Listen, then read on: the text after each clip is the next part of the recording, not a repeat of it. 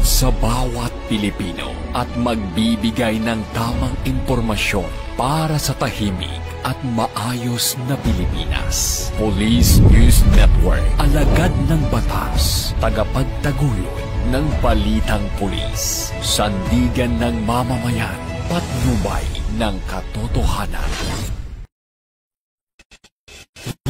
Kampo Krame, maghahatid ng pinakahuling kaganapan at nagbabagang balita. Ito ang PNN Police News Network. At ngayon, ang inyong mga tagapagbalita. Magandang araw, bagong Pilipinas. Ako ang inyong alagad ng batas, tagataguyod ng Balitang Pulis, Patrolman Adrian Dayao. Maghahatid ng tamang balita, kwento ng pulis at serbisyo para sa mamamayan. At ito ang PNP News Online, ang pangunahing balita ng Police News Network, alagad ng batas, tagataguyod ng Balitang Pulis.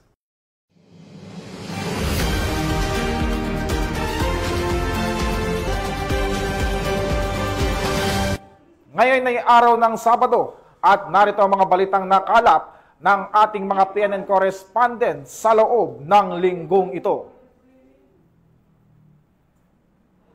Sa ating unang balita, dalawang high-value individual ang naaresto ng mga otoridad sa ikinasang anti-illegal drug operation sa Zamboanga City at nagresulta sa pagkakasabat ng halos 800,000 pisong halaga ng marijuana.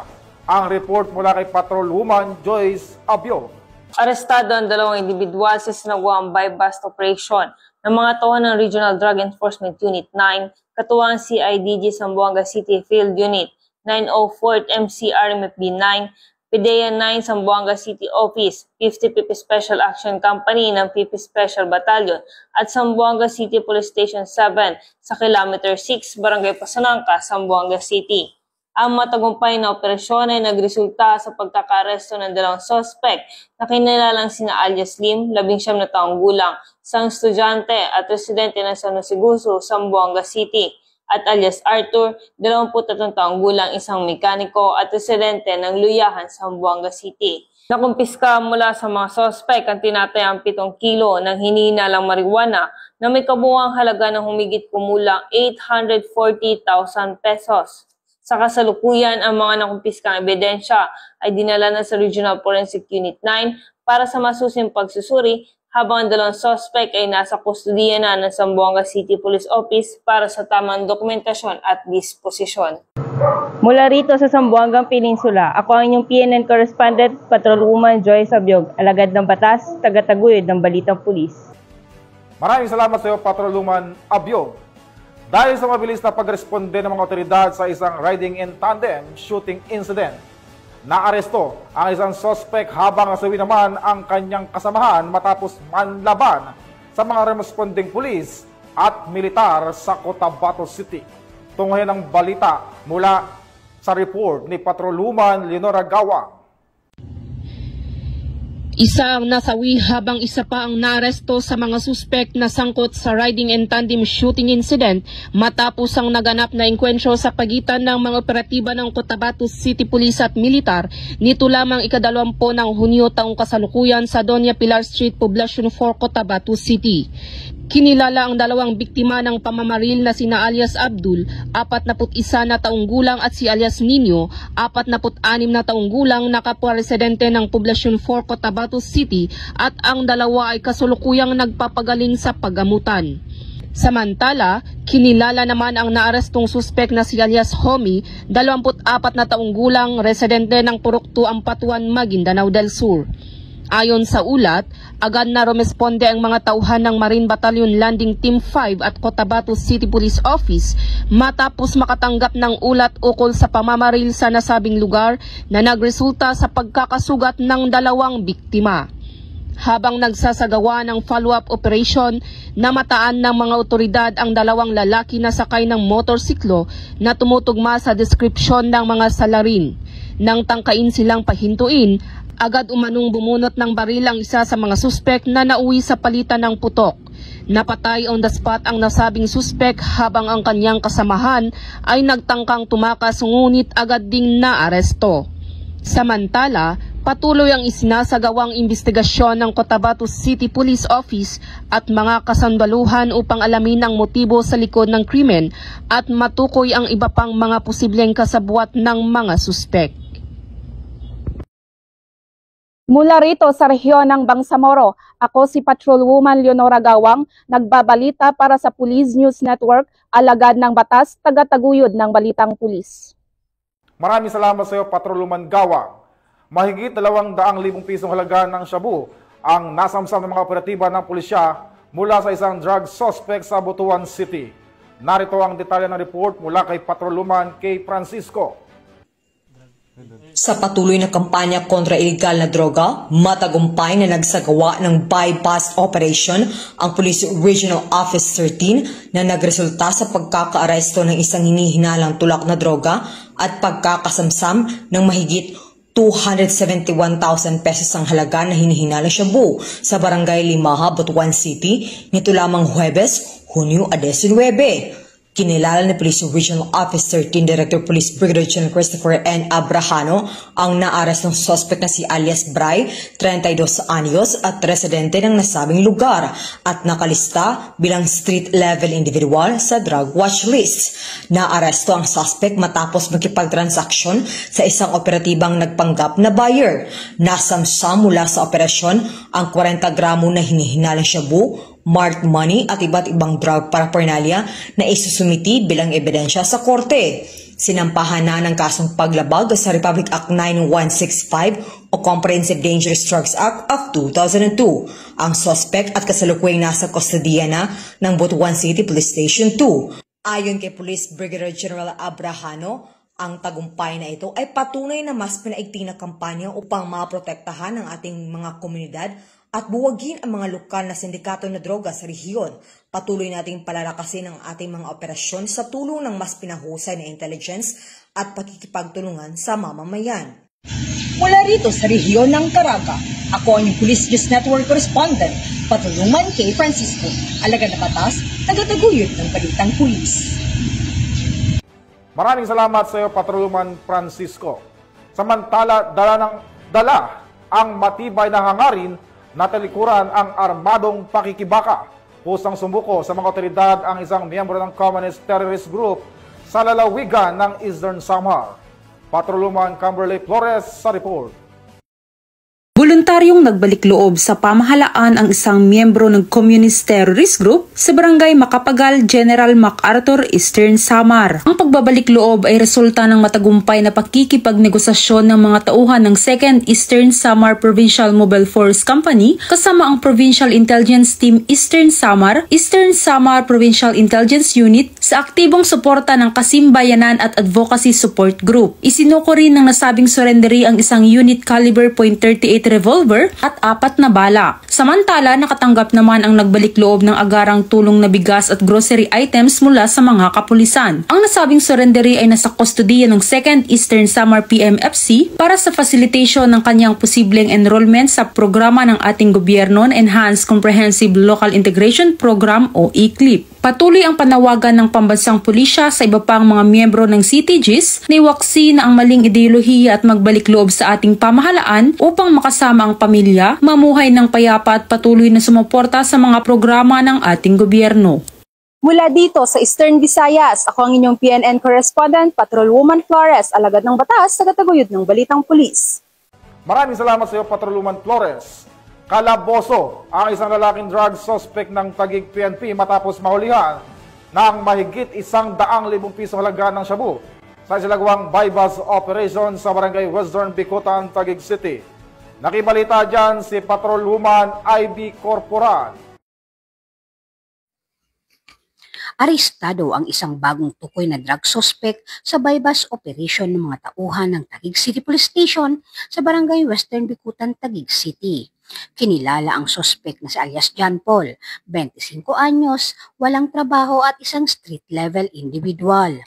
Nakuha mula sa kanya ang 2 sachet ng hinihinalang shabu na may bigat na 27 gramo at tinatayang halagang 183,600 pesos. kasama ang buy-bust money at isang camel-labeled cigarette box. Inihahanda na rin ang kasong paglabag sa Section 5 at 11, Article 2 ng Republic Act 9165 o mas kilala bilang Comprehensive Dangerous Drug Act of 2002 laban sa suspect na isasampa sa Taguig City Prosecutor's Office.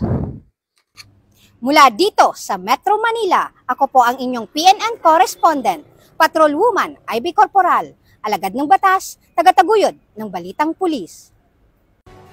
Maraming salamat sa iyo, Patrolman Corporal. Hawak na ng mga otoridad ang nakatalang rank number 1 most wanted person sa Caba, La Union matapos itong maaresto sa isang manhunt operation ng Caba PNP sa Bawang, La Union. Ang kabuuan ng balita mula kay Police Staff Sergeant John Del Supremo.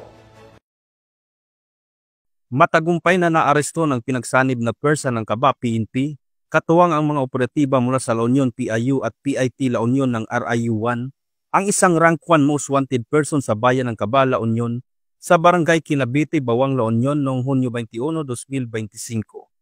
Kinilala ni Police Major Clinton P. Amawan, hepe ng Caba Municipal Police Station, ang akusado sa alias na Dani, 70 anyos, isang makines at residente ng barangay Lasud, Caba, La Union. Dagdag pa ni Police Major Amawan, inaresto si alias Dani sa bisa ng warrant of arrest para sa kasong rape sa ilalim ng Article 266-A Paragraph 1, kaugnay ng Article 266-B ng Revised Penal Code as amended by RA 8353 o ang Anti-Rape Law of 1997, kung saan walang piyansang inirekomenda. Agad siyang dinala sa Caba District Hospital para sa medical at physical examination at kalaunan ay hinihatid sa istasyon ng pulisya para sa kaukulang dokumentasyon at kustodiya bago ito i-turnover sa korte na naglabas ng warrant. Samantala, ang matagumpay na operasyon na ito ay bahagi ng patuloy na kampanya ng Caba PNP laban sa kriminalidad upang mapanatili ang kapayapaan at seguridad sa kanilang komunidad. Mula dito sa Ilocos Region, ako ang inyong PNN correspondent, Police Staff Sergeant John Del Supremo, alagad ng batas, tagataguyod ng balitang pulis. Maraming salamat sa Staff Sergeant Supremo. Nasamsam ang mahigit 300,000 pisong halaga ng shabu mula sa 3 individual sa isinagawang buy-bust operation ng pulisya sa lalawigan ng Bataan. Nakibalita dyan si Patrolwoman Lixen Ray Saweran. Isang matagumpay na operasyon laban sa iligal na droga ang isinagawa ng Orani Municipal Police Station sa Sitio Kawayan, Barangay Tugatog, Orani, Bataan na nagresulta sa pagkakaaresto ng 3 lalaki, kabilang ang isang high-value individual. Ayon kay Police Colonel Marites A. Salvadora, Provincial Director ng Bataan Police Provincial Office, positibong nabilhan ng isang sachet ng ininalang shabu ng isang PNP posture buyer ang mga sospek gamit ang isang piraso ng 1,000 bilang marked money.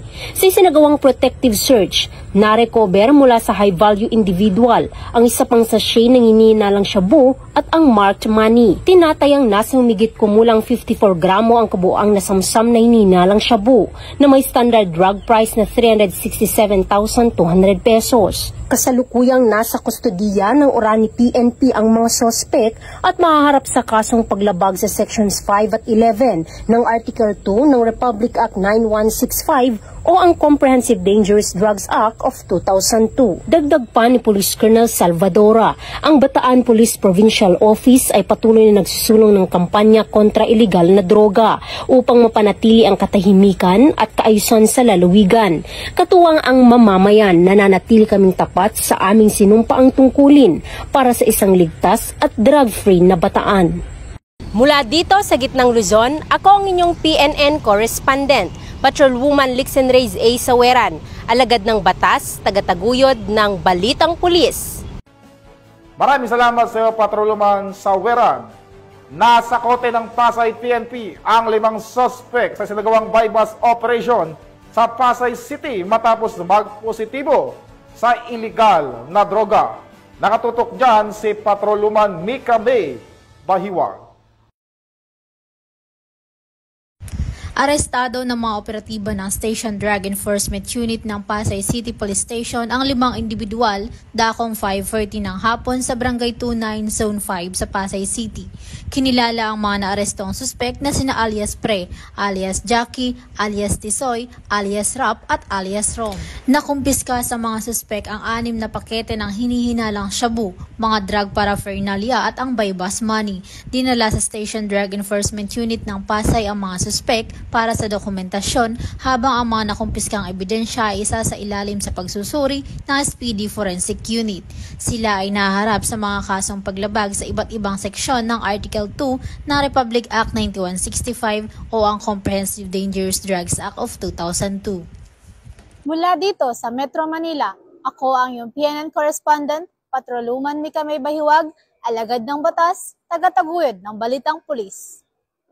Maraming salamat sa iyo, Patroluman Bahiwag.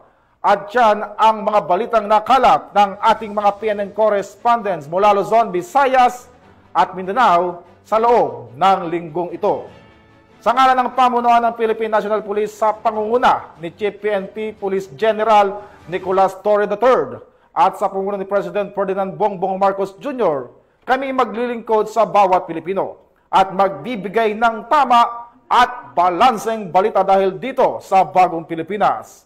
Ang gusto ng pulis, ligtas ka. At bilang bahagi ng mas pinabilis at pinalawak na emergency response system, muli naming ipinapaalala ang panawagan ni Chief PNP na huwag nyo nang hanapin ang pulis sa mga presinto sapagkat kami ay nasa inyong mga telepono. Dial 911, darating kami sa loob ng 5 minuto. Ang 911 ay bukas 24/7, maaring tawagan kahit walang load at handang tumugon sa anumang uri ng emergency. Ipagbigay alam sa inyong pamilya, kaibigan at komunidad sa panahon ng pangangailangan. 911 ang inyong katuwang.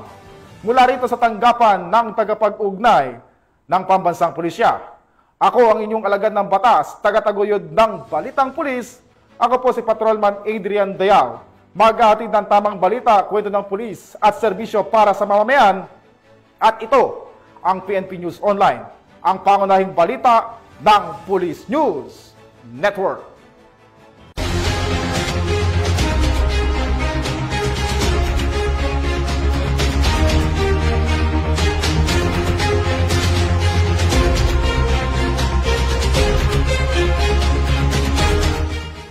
Police News Network, alagad ng batas, tagapagtaguyod ng balitang pulis.